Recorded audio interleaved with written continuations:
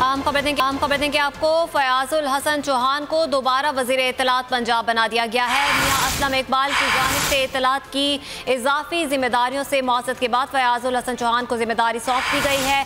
महाविश सुहेल से मजीद तफसीलात जानेंगे। जी महाविश, बताइएगा, एक मरतबा फिर से फयाजुल हसन चौहान को वजीर इत्तलात पंजाब बना दिया गया।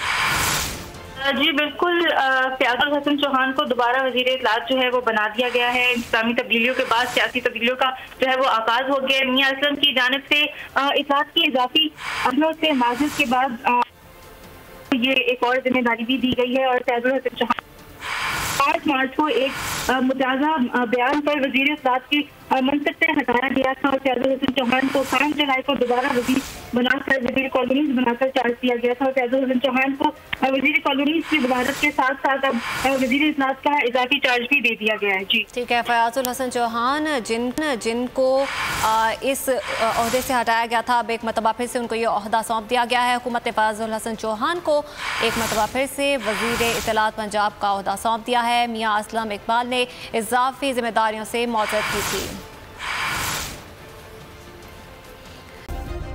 सब्सक्राइब करें और बेल दबाएं ताकि कोई खबर रह न जाए।